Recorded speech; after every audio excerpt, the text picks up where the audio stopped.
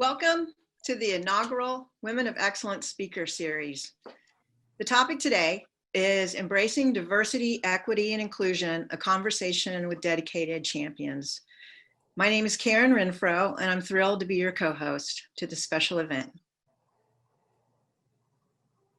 Hi, and I'm Joey Bailey, and I'm with OU Athletics and the Sooner Club. Whether you're new to OU Women's Philanthropy Network and OU Athletics, or you're a longtime supporter, we're thrilled that you decided to join us today to help kick off this new series featuring incredible OU women. And as I look at the attendee list, I'm so excited to see some wonderful OU supporters and OU champions, and some personal champions and professional champions of mine as well. Thank you for being here, and thank you for spending some precious time with us today. This new virtual series will highlight some of our superstars from academics, athletics, our OU Health Science Center in Oklahoma City, and OU Tulsa. You won't want to miss our monthly program, so stay tuned to the end of our session to hear about our upcoming speakers. Today's event is brought to you by OU Women's Philanthropy Network and OU Athletics. The mission of OU's Women's Philanthropy Network is to develop and provide opportunities for women to come together to engage, inspire, and motivate philanthropic action. WPN connects alumni, friends, and students who share a collective passion for OU while recognizing the essential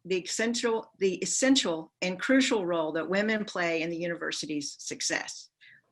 We are thrilled to collaborate with OU Athletics, and we thank Zach Selman, the Senior Associate Athletics Director, for joining us. Zach? Yep. Thanks, Karen, and thanks, Joey, and thanks for everybody for joining.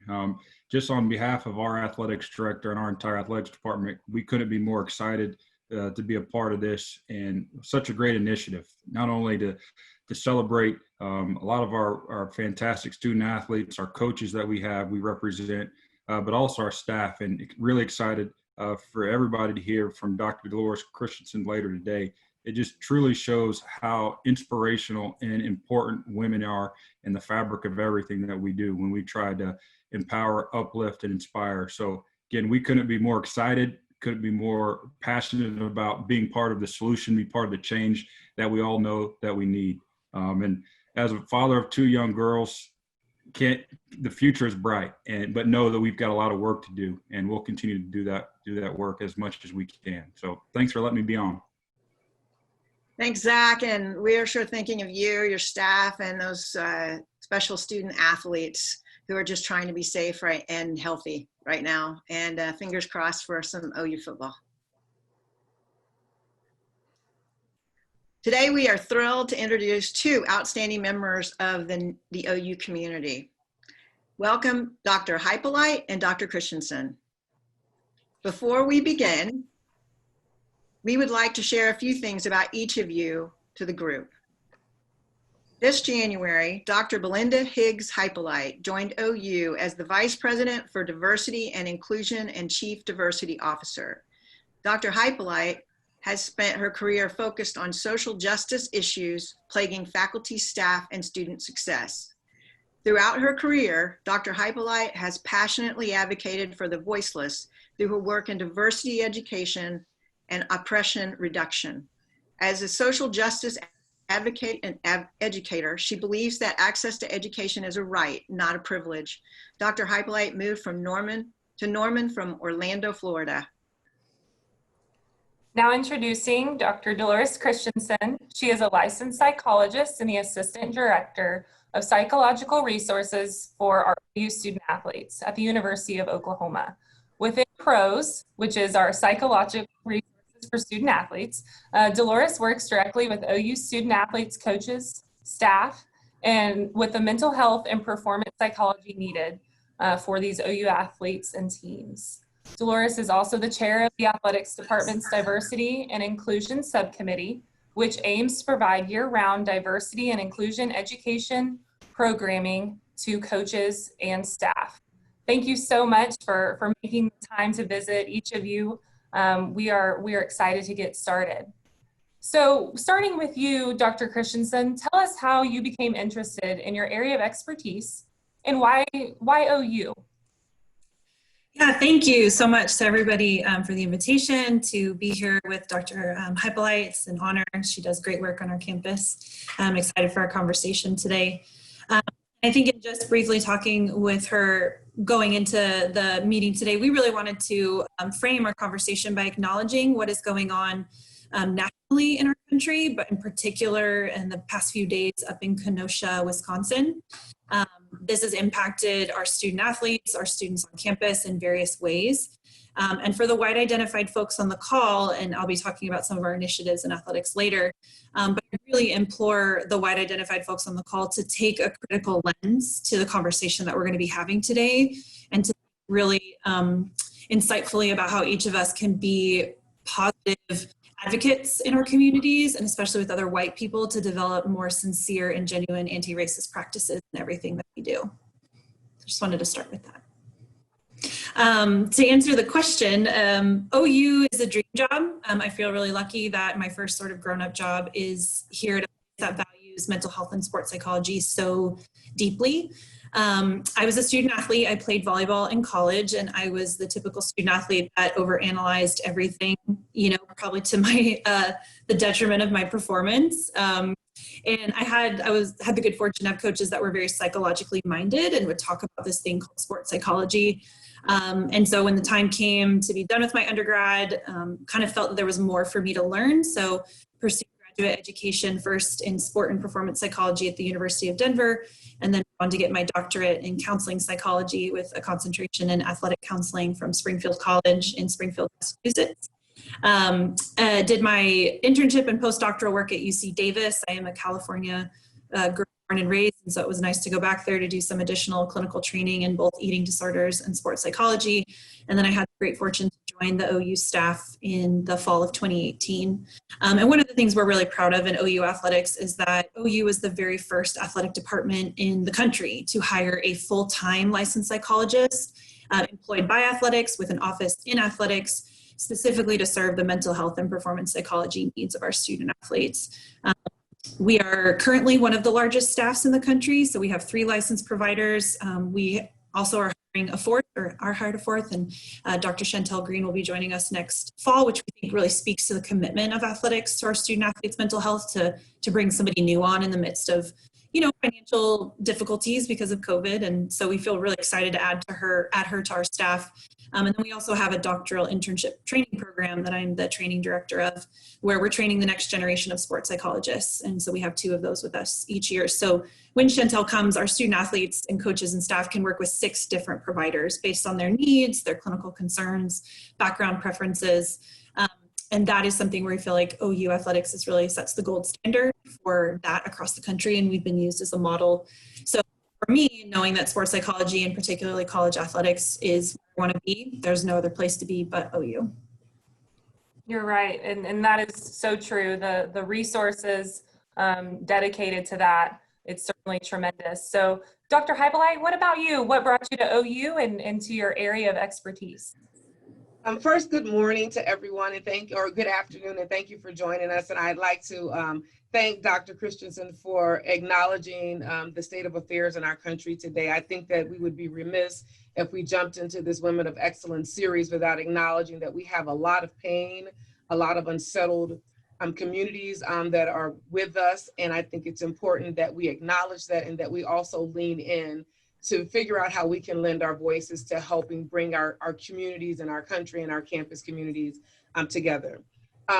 Thank you, Joy, for your question. I am excited to be here.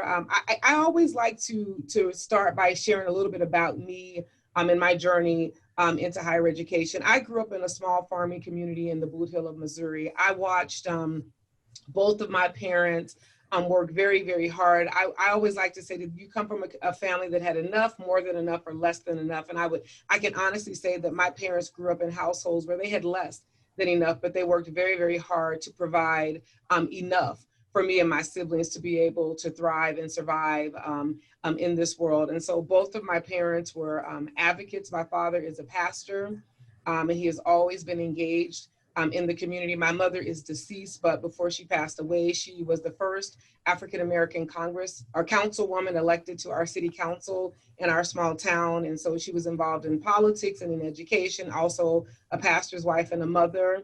I am the third sibling of 5 amazing young women that they helped to raise. And my father, I often understood I didn't know what a man cave was until I realized as I got older, his garage was his man cave from all of us. But growing up in a family where you have parents who are actively involved in the civil rights movement in their local communities, in their state community, it was important for me. And I was raised that, you cannot just be a consumer of things, but it's important that you give back. And so my grandmother, who is 92, was also actively involved in the civil rights movement and is still alive, and the matriarch of our family, and one of the feistiest women that I know. And so I am deeply inspired by my family. We were often told that you cannot be a consumer, but you must give back. And so I started my journey, as a freshman in college, moving 7 hours from home to attend college. I knew I was going to college, but I didn't know what that really meant, what that looked like. If I'd known it was more school, I probably would have said, no, thank you. But I didn't really have a choice in the matter. And so I think, having access to higher education really changed my life and changed the trajectory of my children's life and my family's life, because it showed me that there was something more out there than what I initially had access to in my small farming community. But it also showed me that there, no matter where you come from, what your walk of life is, there is something that you can do to sow into other people and to give back. And so for me, it's not just being a consumer, but it's about giving back to others and making sure that you lend your voice and your power and your space to the voiceless. And so I've been very active and very involved and very engaged from a young kid in my own home community to now, being in an executive leadership position at one of the most renowned universities in the country. And so I'm very excited to be a part of the University of Oklahoma and to be able to continue to lend my voice and my guidance and my presence to advocating for the voiceless here on our campus. Wonderful. Thank you. Thank you both. I just want to say that you're both leaders in your field, and we're living in a national crisis with racial inequity, with COVID, with natural disasters, and our hearts go to the people on the Gulf Coast that are fighting through Laura right now. It's all coming to a head, and it's all happening at the same time. And so I'm glad both of you are trained in mental health, because we need hope, we need courage, and we need togetherness during this time. I mean, you can see by how many people are joining on that we all need to be together. And so, and since progress comes from passion and hope for a better life, tell us how some important initiatives that you're proud of, that you're either doing now or that you plan to do on our campus and even nationwide to give us this kind of hope that we need.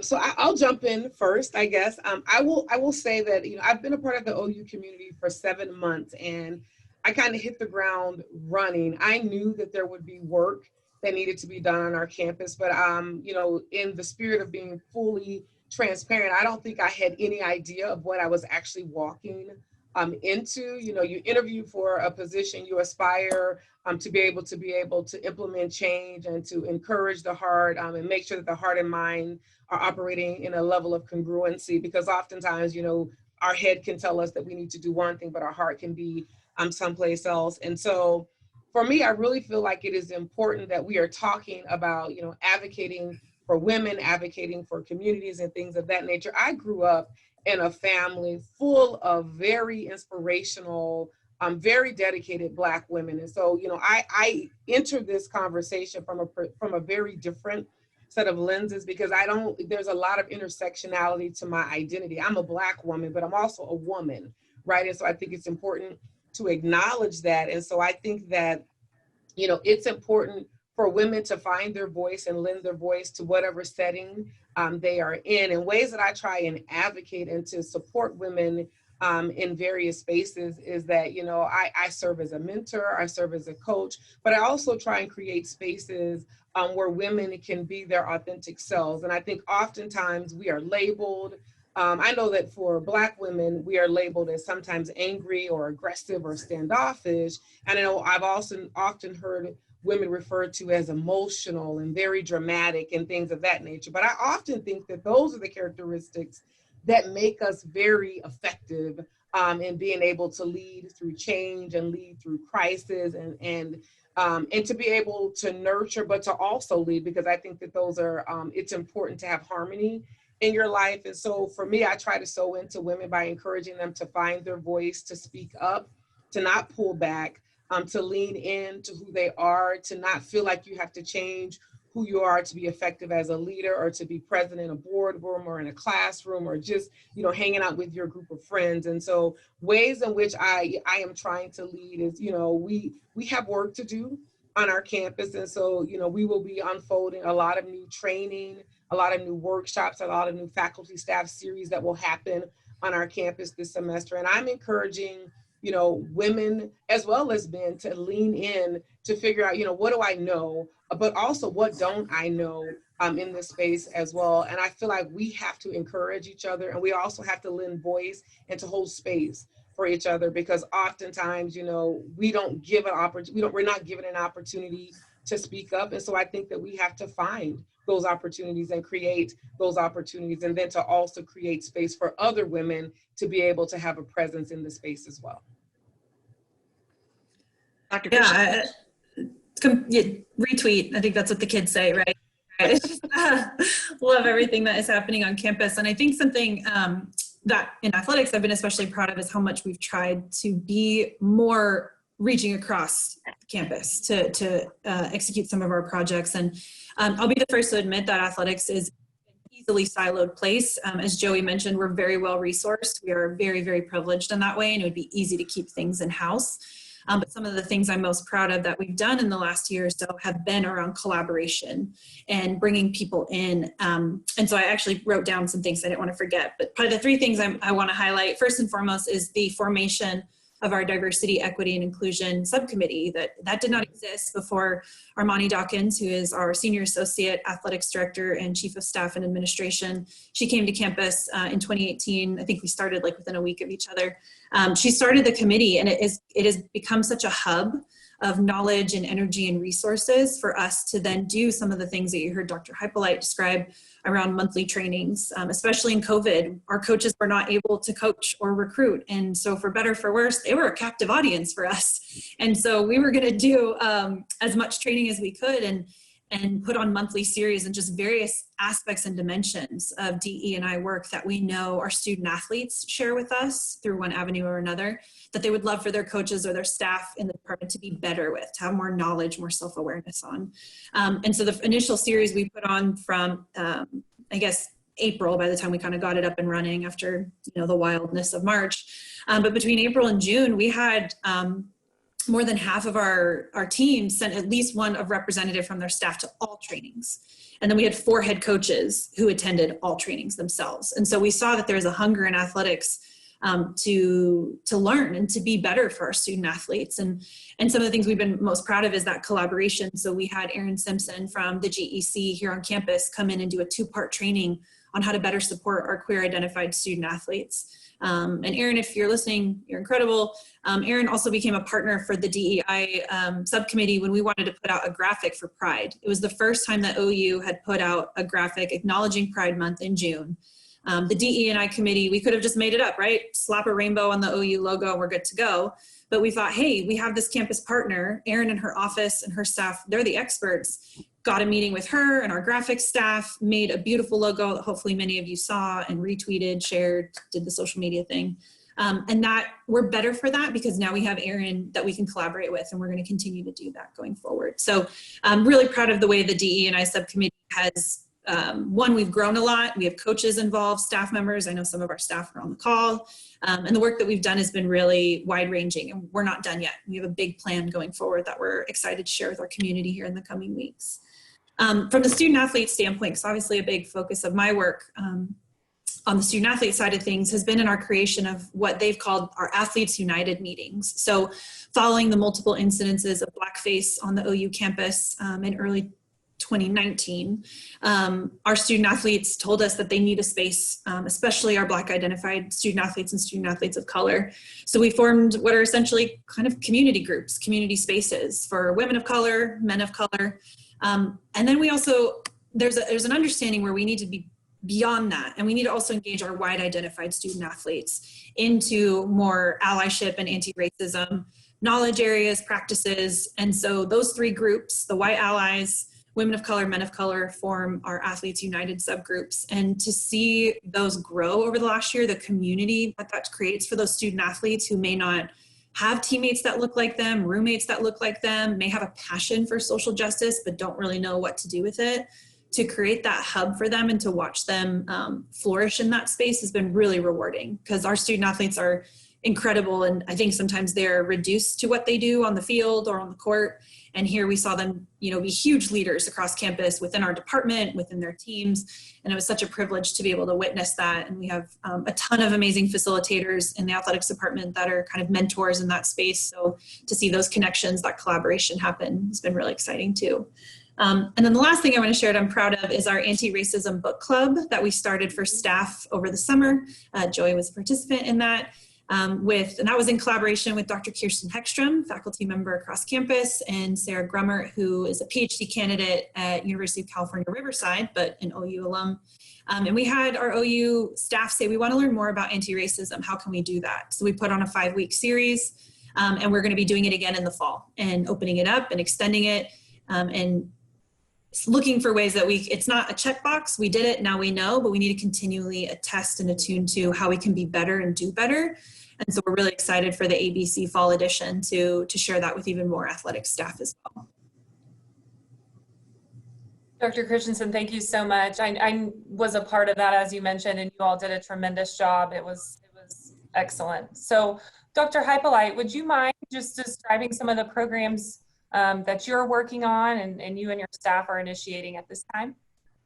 Absolutely. So I think that later today or tomorrow, there will be information rolling out that this fall, we are implementing a mandatory training for all faculty, staff, and students that will focus on baseline awareness, education, and advocacy of how to bring our community together across all 3 of our campuses. And the way that we've designed kind of our first phase is that it will allow folks to be able to dive into parts of their own identities, because I believe diversity is an inside job, and we often think that it's an outside job, but it's actually about us getting to know ourselves better and embracing all of the aspects of culture and who we are and how we show up in different spaces. And so that's the first thing that will happen that we are extremely excited about. The second thing is that we are launching a faculty staff learning series that will kick off in September, where we have engaged professionals, professors, and professional experts in the field of social justice and oppression reduction work, who will be leading a learning series on our campus for faculty, staff, and graduate students, where individuals will have an opportunity to sign up to engage in that platform. Thirdly, we will be rolling out a campus climate survey so that we can assess where our community is. We can't have some kind of idea, but I think that the data always tells a story. And so we will be rolling out in October a campus climate survey across all 3 campuses, where we can kind of delve into the experiences of our faculty, staff, and students, and then be able to tailor some of our engagement opportunities across campus so that we know that we're hitting the mark, or that we can reevaluate and reassess what we are doing. And then another thing, I could go on in this subject, but I'm only going to highlight the 4. We will also be hosting our fall Diversity, Equity, and Inclusion Week. We have some partnerships with athletics, with our International College of International Studies. We are partnering across campus to highlight underrepresented populations and to really showcase and highlight what's happening on our campus. We've assembled an advisory team of faculty, staff, and students across all 3 campuses that will be coming together to advise us on what we should have happening on our campus as a way of engaging our community. So we are excited. We are looking to call people into the work of diversity, equity, and inclusion. And there is this call out culture, this cancel culture. And I think that everyone has to see themselves as a part of this work so that we can move the needle together. And so thank you for that question. Thank you both. I think it's pretty obvious that we are doing our best to build a more inclusive, cooperative place, space, not only for faculty, staff, but for our students. And so I appreciate those initiatives so much. And I do think they give us hope. We have a lot of stakeholders on this call. We have a lot of people who have supported the university through the good and the bad. And they constantly ask us, you know, how they can support these initiatives. And so my question to you is, how can our key stakeholders support each of your areas? How can we help? We have strong partners on the line, and what are your needs? I'll take that. I think the easy solution, I'm sure Dr. Hypolite would agree on, is wear your mask, right? Stay 6 feet apart. Wash your hands, please. Let's keep each other safe. I know it's a big focus for us in athletics right now. Yes. Beyond that, I want to highlight, and Joey, please chime in if I'm missing anything, but I do want to highlight the OU Inspiring Champions Fund. So that is the fund through Sooner Club where any money donated there goes directly to those boots on the ground student support services. So that would be the pros office, sports medicine, nutrition. And I know I mentioned, and you've heard, that we're a well-resourced department, and we absolutely are. I don't want to, mislead anybody on that. We're very fortunate to have the resources that we do. And yet I could right now list 10 ways that our staff could benefit from additional financial support to be better for our student athletes, whether that's a couple of trainings that come to mind right now, going to conferences. Certainly as things are impacted by COVID, those are the first to go. And I'm sure my colleagues in the nutrition department and sports medicine would say the exact same thing, that there are so many things out there that we can offer our student athletes to better their experience holistically. And so the Inspiring Champions Fund would be a great way from the athletic side of things to continue to support what we're trying to do for our student athletes. And I think what I would highlight out of diversity, equity, and inclusion is that we need people to donate their time, their talent, and their resources. And so we want all of you to lean into this process. We have a lot of needs-based scholarships that we try to provide to our students. And so one way that you can do that, there is a Sooners Helping Sooners Fund that you can help to donate money into that will go directly to help support the needs of our students. Another way is that, we offer faculty and staff and student training and workshops and experiences. And so there is always a cost for programming materials, and there's overhead costs and things of that nature. And so we are always looking for sponsors who we can showcase and highlight on our programming materials to say, hey, this organization or this corporation or this individual is helping to support our faculty staff learning series. And then we're also looking for mentors and professionals who can help to coach our students and who can help to mentor other faculty and staff members and to help to create that community of care. And so, we're always interested in folks who are willing to host internships or externships or to host community conversations or things of that nature. And so we have DOVES, which are diversity outreach volunteers that we look to have help to support all of our programs. It's a little interesting in this time because a lot of our outreach has moved online, but we are always seeking folks who want to engage with us. There is a way that you can engage with us through our newsletter. And so there's a way you can go online to sign up to receive that newsletter. And then we also have a foundation account that helps to support students and also helps to support programs and workshops that we offer. And so we encourage you to give of your time, your talent, and your resources. And so if you don't have the resources, we will take your time and we will take your talent, your area of expertise to lend to our students, our faculty, and our staff as well. Thank you for that. Now, I've been taking notes, I've been jotting down, this has been awesome. But I think one thing is if you could share with the wonderful attendees today who've taken their time, how can they continue to support and advocate other women? How can they be leaders in their different fields, in their jobs, in their work, in their families? If each of you could just elaborate on that. We'll start with you, Dr. Christensen. It's a great question, and I'm glad that we'll have the time to highlight it, because I think we make a lot of assumptions around inclusion, right? Like because I'm a nice person, I'm being inclusive, but we need to think about ways in which those are tangible changes, tangible experiences, structures, and systems. And for me, and the way that I practice mental health, my theoretical orientation, I try to look at things really systemically. And so I would encourage folks to first do a survey of what is the makeup of your staff, department, church leadership, volunteer executive board. And one, does it mirror the population that you serve? So, you know, within athletics, we know that our staff is overwhelmingly male and overwhelmingly white. And while that's great, we have a lot of great folks who identify with those identity variables. It also leaves a lot of people out, which means we are not doing our best work because we're not bringing in a wide diversity of ideas. And so a big focus for us moving forward in our hiring practices is to make sure our staff mirrors our student athlete population. And so that has to start kind of as Dr. Hypolite described, of what is the climate, you know, data is helpful for that. Because we can't make changes if we don't know what needs to be changed. From there, I think it's also about, you hear the whole thing like, give me a seat at the table, but is the table a space in which you feel like you can voice your concerns, that they're going to be heard, respected, maybe not always listened to, right? Just because I want a bigger office doesn't mean I get a bigger office. But is there the leadership and the systems in place receptive of people being their full selves in a workspace, in that community space, whatever it happens to be?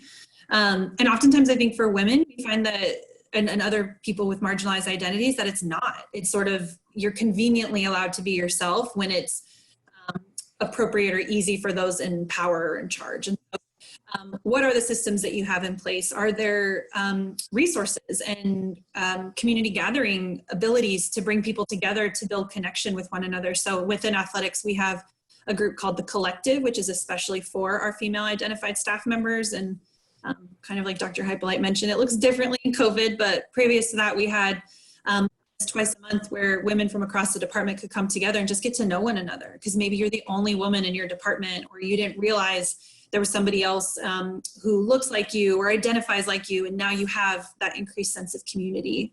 So I think looking at those systemic things in place, and then looking at where the power resides. So if you have a committee, for example, is that committee leadership, chairship, can that be rotated through people to give them a chance to lead, particularly women or those with marginalized identities, rather than the same person being in charge, or it being passed to people who look the same, think the same, act the same. And I think when we're able to empower, whether it's women, particularly Black women, as Dr. Hypolite mentioned, who face especially tough stigmas and discrimination practices, that when we're able to do that, we all get better for it, because that is having a seat at the table and being able to lead the tape from your seat at the table as well.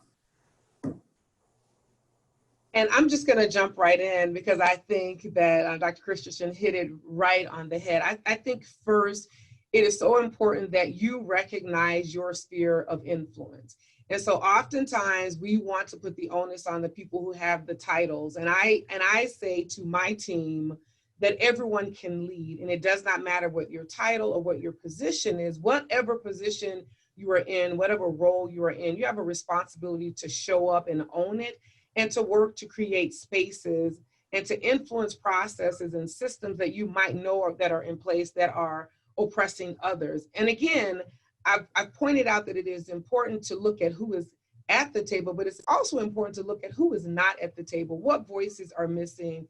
What perspectives are not being represented in this space? And part of advocacy is that you do it and there is no personal gain to you. Part of allyship is that you put political capital on the line, and that you are, you know, I say to folks, I love allyship, but I'm looking for some accomplices and people who are willing to go down with the ship. And I think about the Titanic and the musicians who played on the ship in the movie. And I don't know if that was real or made up, right?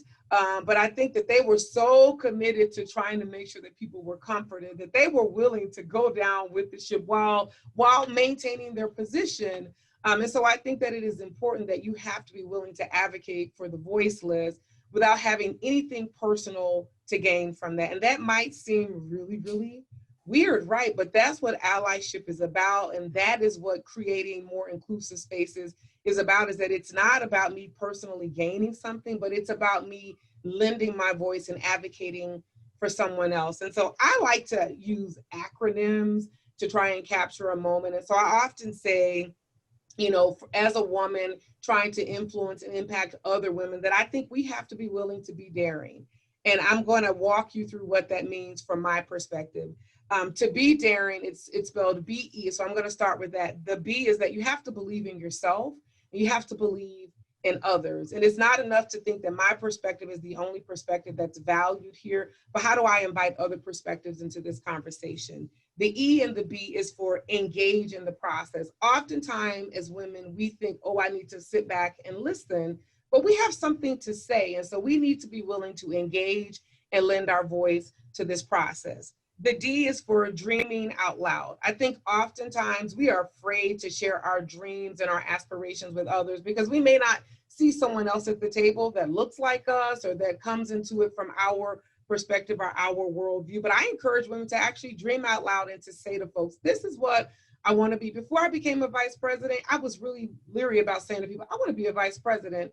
And then someone said to me, you need to start saying that out loud. I'm like, you know what? That's true. There's nothing wrong with me speaking my dreams into reality. I also think that you need to aim high and never give up. Oftentimes we feel like we got to go for that low-hanging fruit. I'm like, low-hanging fruit is great, but I actually like to go for those things that we feel are outside of our grasp or outside of our reach. It's like, yeah, you got to aim high and never, ever give up. You've got to be resourceful, which means that you got to be willing to engage in different kinds of spaces to get what you need done. But you also have to be resilient. There is a grit and a persistence that instantly comes from us as women. I just think women and men are built different, and that's not a bad thing, right? I grew up in a family of excellence, right? And so I think that grit is what makes us really, really unique. You also have to be, and this is the I in daring, you have to be willing to invest in yourself. You should never apologize for pursuing your dreams. And I think that you can have it all, but there is a cost that comes with it. And so you have to be willing to figure out, what am I willing to give up, or what am I willing to sacrifice to invest in myself to achieve those dreams? You have to develop a network.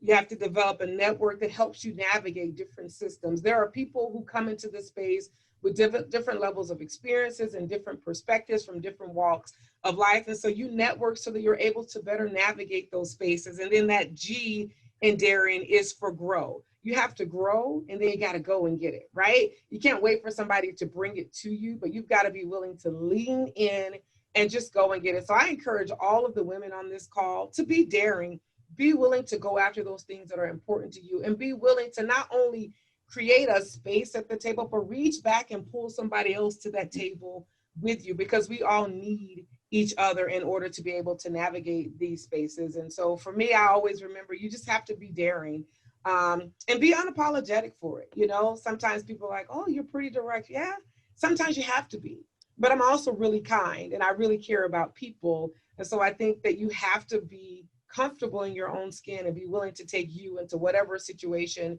you go into. So just be willing to be daring, go for it. Ladies, we have lots of questions coming in. How can we get students involved? I have an OU student who would likely want to be a part of some of these things. I would say for our office, all you have to do is reach out. We have an email account, and we have a telephone. And so you reach out to us and you send us an email saying, I'm interested in being a dub, or I'm interested in participating in some programs. And if you reach out to us, we will reach back to you. And our email address is diversity@ou.edu. And so just reach out to us, and we are willing to engage you and put you to work, or to guide you and mentor you, however you want to be involved with us. Dr. Christensen, we've had lots of questions about your book club, how others might be involved, or what books you were using. Yeah, it's funny because we named it the ABC, the Anti-Racism Book Club. It's a bit of a misnomer. We don't actually read a book.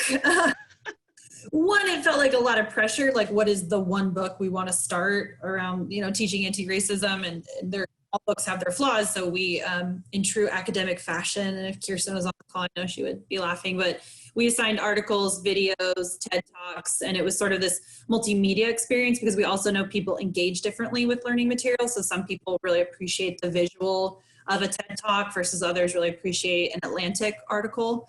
So we just essentially curated based on topics relevant to both anti-racism practices and sport, but also with a layer of broad systemic and societal changes. And so one of the things that I can do though is we borrowed a lot or looked around. There's a lot of anti-racism syllabi. I mean, you could literally Google 21-day anti-racism program and you'll get 10 hits that are excellent, that really highlight the voices and the work of authors and academics and activists of color, and particularly Black women. That was a big focus for us at BBC.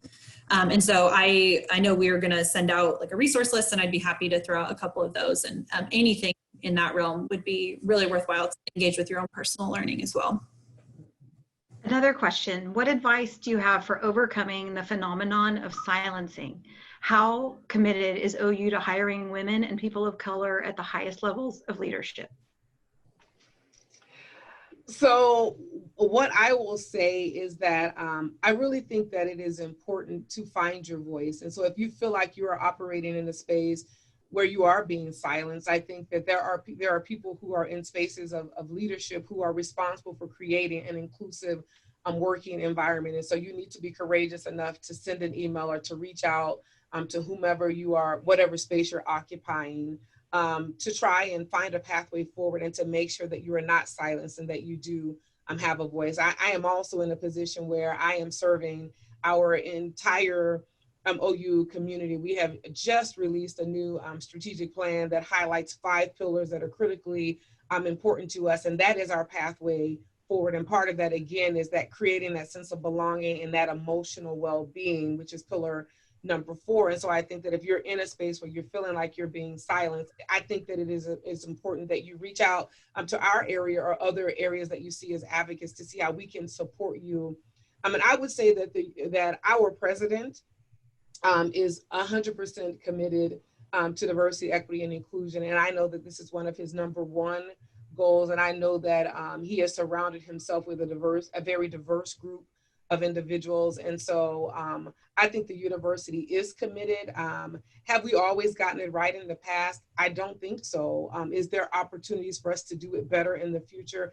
Absolutely. And I think that we have to be intentional about how we do that. We have to be intentional about who we are putting in leadership positions, who are getting to final rounds of interviews and things of that nature. And so we certainly are not a perfect place, but I think that we are positioned perfectly to do some things better in the future. And so if you see that there are things that are happening where we are not being true to our word and that our actions and our words are not congruent, I always say to folks, it's your job to hold me accountable. It's my job to hold my leaders accountable. And so we're all in this together. And so I don't believe that it's about calling people out. As I said, I think it's about calling people in, because it's going to take all of us to do this work better. And there are certain spaces on campus that are doing it better than others, but I think that we all have to be committed to implementing change. And we have to be patient. Change does not happen overnight. And I know people get frustrated with saying, oh, you want me to wait? You want me to wait? I'm not asking you to wait, but there is a process.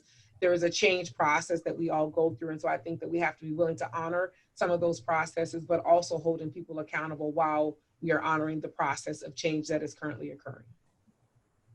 And I would just add to that, within athletics, I think that has been a shift for us, is to not just do a simple search or for positions, right, to again make our staff be more representative of the student athlete population that we serve.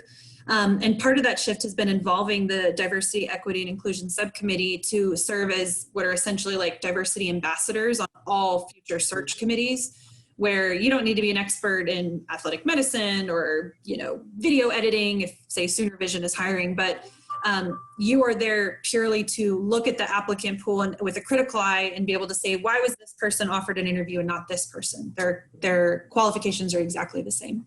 Why didn't we go to this listserv? Show me the listservs that you did send this to. Is it just the NCAA Marketplace, or are we looking at other ones? And one of the things that we are hopeful, again, as Dr. Hypolite mentioned, it's a big ship to turn. This is a tanker. We're trying to get moving in a different direction.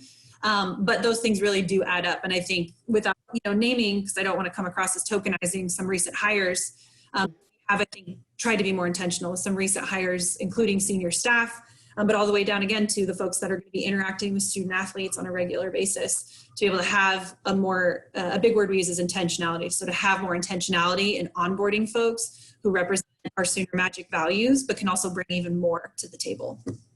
And I want to add one additional thing, because I know that we have often said, oh, we're hopeful that OU is going to have a bright future. But I also think that we have to be strategic about what we do, because I know that we need hope, but hope is not a strategy. And so if you don't have an intentional strategy for how you're going to implement change in your various areas, how you're going to intentionally make sure that you're inviting in voices that are not currently represented, then that is where you need to start. You need to review our strategic plan. You need to review your internal departments and college strategic plans, and you need to create a strategy for how you're going to be intentional about bringing in diverse perspectives, bringing in women, bringing in underrepresented hires and things of that nature. And so while we are all hopeful, hope has never really gotten us where we needed to be. So we have to lay out a strategy for how we're going to achieve success and do things differently.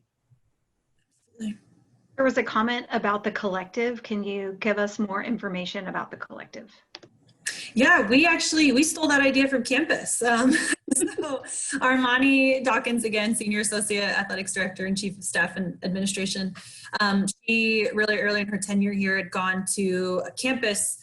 I don't remember the name of it now because it's been a couple of years, but where women on campus can come together again across disciplines, positions, and create that community space. And she came back to athletics and contacted some of us and said, do we think that this would be received here? And we were like, oh my goodness, yes. So we have sort of a leadership board, I guess, for lack of a better term, and we're represented, senior admin, psychological resources, academics, strength and conditioning, Sooner Club. And we're the ones that sort of organize the events and plan out, but it's really open to anybody. So pre-COVID, we would do one sort of professional development experience. And then we do one fun experience, so like a happy hour or something like that. And we also really tried to highlight and support our female teams in that. So we went to a basketball game together, women's gymnastics event together, and to really show our student athletes, like, we're the women in the department and we support you all. In COVID, it has changed a little bit. We did some, Zoom events, but interestingly, I have a planning meeting with the collective later today for us to talk about how we can create those same spaces for our female staff this fall as well. So wherever you're at, get with the other women, whether it's in your same building, your same department, just reach out. That's all Armani did. Who's interested in this? And there are 10 of us on that leadership board. And then we've had events where 40, 50 women were showing up. And so just to be able to create that space, as we mentioned earlier, you might be surprised who's been really hungry for it and would be willing to partner and make something really great for those folks. Can you speak to what degree diversity and inclusion will be incorporated into classroom curriculum at OU?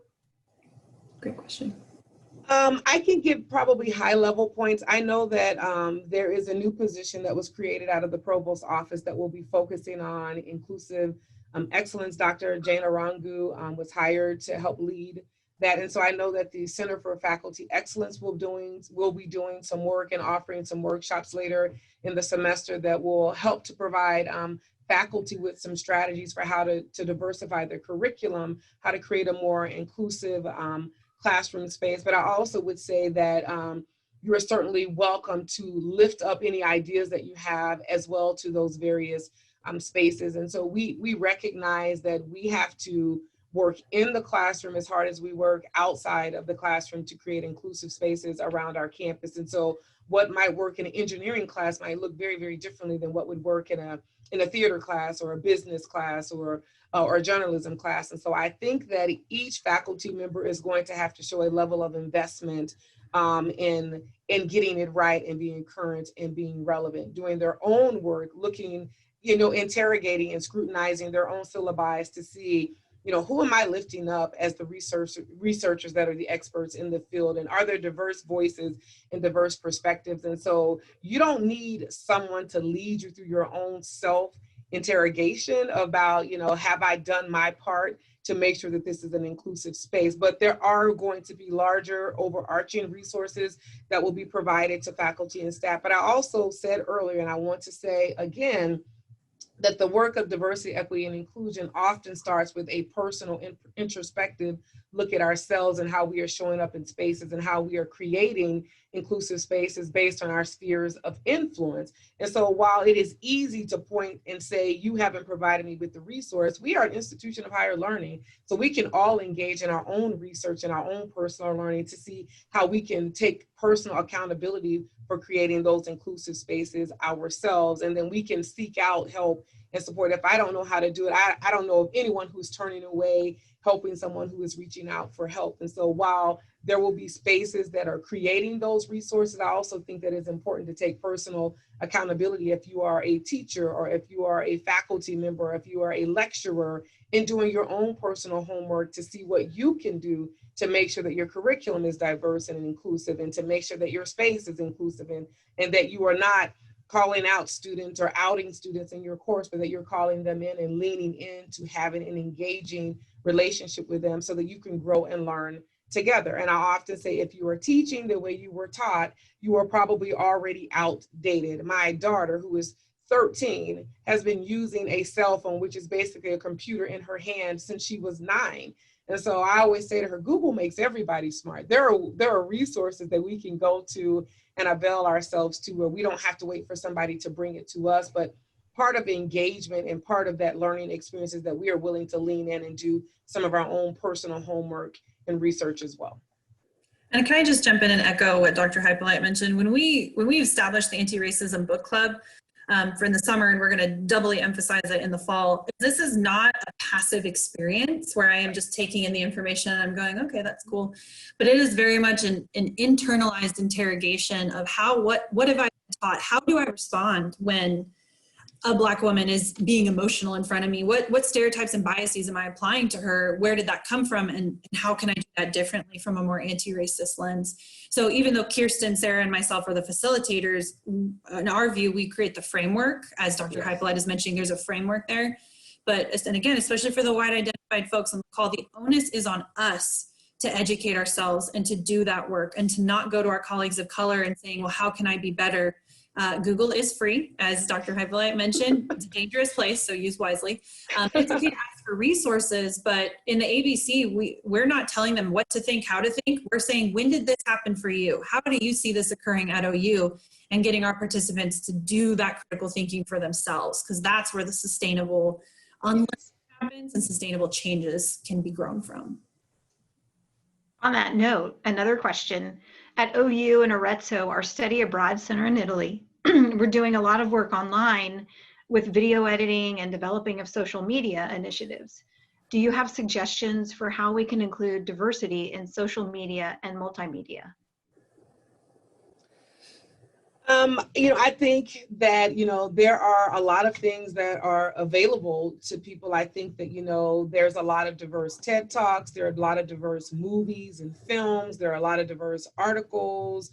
There's a lot of diverse YouTube stations and channels and things of that nature. And so I think that you have to be creative, think out. I think it's important not to box people in. You have to be comfortable coloring outside of the box. And so I think one way is to ask the questions of students. What are ways in which you would like to see us engage you, right? And so it doesn't have to be a guessing game. Sometimes it has to be asking, what is it that you need to be more engaged in this learning process? And again, students will come up with some pretty darn creative ideas, things that we have never thought about. And I'm like, that is brilliant. Yes, let's do that, right? And so I think that sometimes we just need to go to our various constituents and say, what do you want to see happening? What are we not doing? How can we engage you where we can keep your attention and allow them to teach you for a moment of, these are some things that have worked for us. And so I think that, thinking outside of the box, but really being willing to ask those critical questions of the students. How best can we engage you so that this is an engagement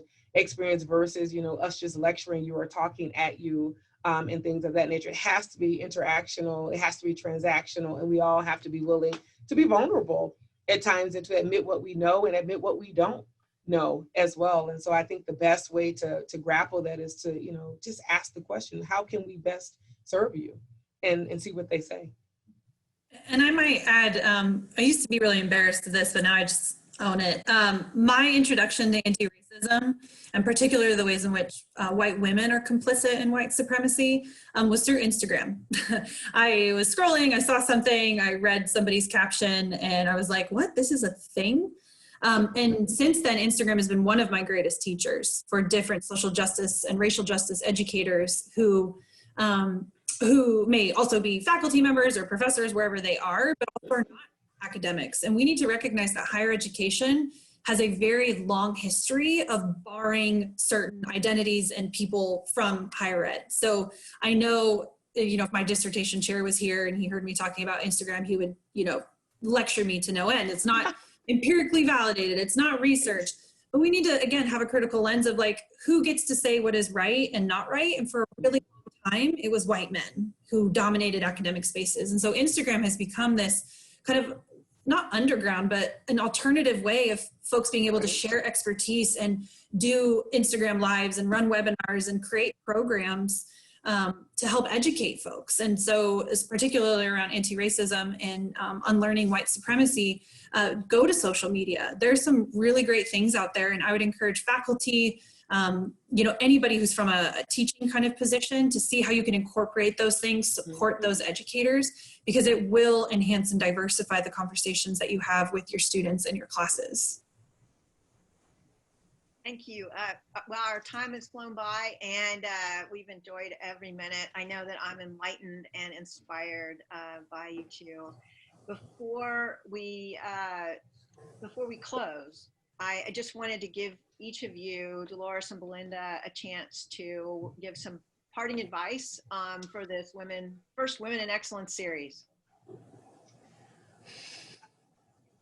Okay, I jump in. We both took a breath at the same time. I always like to give the advice to me. It starts from a lens of self-care. People talk about it as something that we pick up and put down. I think in order to be an effective leader, an influential leader, and really a transformational leader, is that you have to make sure that self-care is a part of your daily routine. You cannot pour from an empty cup.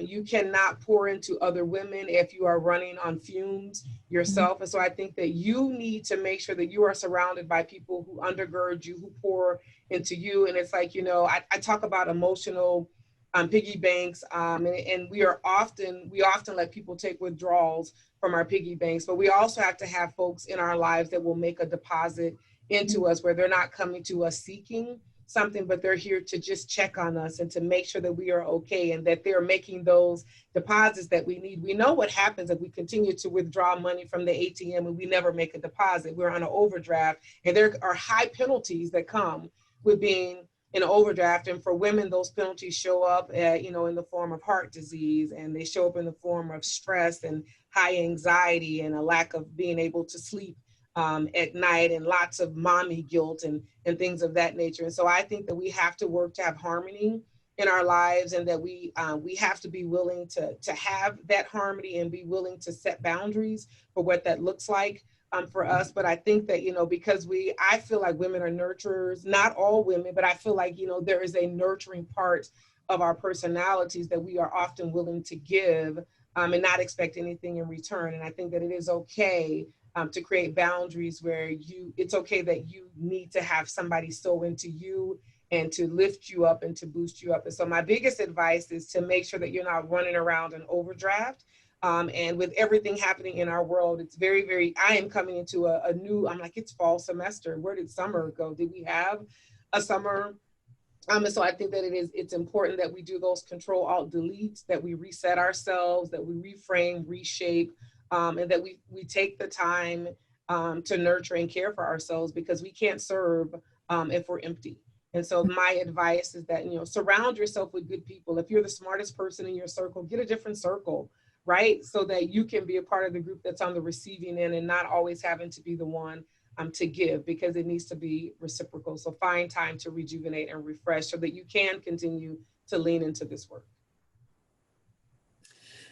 Yeah, I love that. I think self-care is something that we see as selfish, and I'm fine with that. I'm fine with Yep. each of us being seen as selfish if it means our cup is full to pour into other people. And I think just to extend what Dr. Hypolite beautifully summarized there is to find community. So where are your community pockets? And then not only just have community, because we know that the support and the validation and the ideas that can come from a community are invaluable, but to again think critically about who is in my community and my community representative of the best that I can be, the best me that I can be, the best staff that we can be, however that looks for each of us in our different worlds, and then to reach back. I love Dr. Hypolite's example of reaching back and including and taking a look around, because I know for me, I get so trapped in my world and my blinders. It's so easy just to kind of chug away, but to be able to check in and hold myself accountable to doing that work, and especially again to the white women on the call, how can we support our colleagues and friends and peers of color, women of color across the board with different identities beyond just racial and ethnic makeup too, is I think something that we have to have responsibility for as folks who have sort of more often than not had a seat at the table. So community and critical inclusion and intentionality would be my advice. Thank you both. Linda, Dolores, you're champions, and we are just grateful that you could share your perspective with us. I love it. I love what you basically said. If there's not a chair at the table, we'll bring one to the table. Both of my daughters are on this call, and so I love that they get to hear from you and learn from you. So thank you. We appreciate your time and your talents today. On behalf of Women's Philanthropy Network and OU Athletics, we want to thank you for participating, all those people who joined us on this call today in this important conversation with dedicated champions like Dr. Hypolite and Dr. Christensen. What an important reminder about the critical work taking place at OU to support our students, faculty, and staff. And I hope that you have found ways that you can offer your time and your talents and your treasure. And I'm going to add one more, your testimony. We hope that you'll add your testimony as well. If you want to learn more about this important work of these champions or how you can support their efforts, please visit the Women's Philanthropy Network website and watch for our follow-up email with more information. And remember, anytime you want to support OU, you can simply visit give.ou.edu. Joey? Yeah, I'll echo Karen. Thank you so much, Dr. Hypolite. Thank you so much, Dr. Christensen. This has been awesome. For our viewers today, please save the date for our next Women of Excellence virtual event. That will be Wednesday, September 23rd at noon. We'll see you back here. It will be with Coach KJ Kindler with OU Women's Gym, and Dr. Rhonda Sheeb she's the Associate Dean for Gallagher College of Engineering. And their focus will be on the balance beam and in the classroom, women winning. It's sure to motivate, and I think it'll be fun to connect with those two great leaders here on campus. In October, we'll be visiting with Coach Sherry Cole and experts from the Stevenson Cancer Center. And then in November, we will be hearing from Fine Arts Dean Mary Margaret Holt and Patty Gasso of OU Athletics Softball. So we are excited for the next couple of months ahead. And I think that's a wrap on our first Women of Excellence series. And we'll see you next month. Thank you so much. Thank you. Take care, everyone. Bye-bye. Thank you, guys.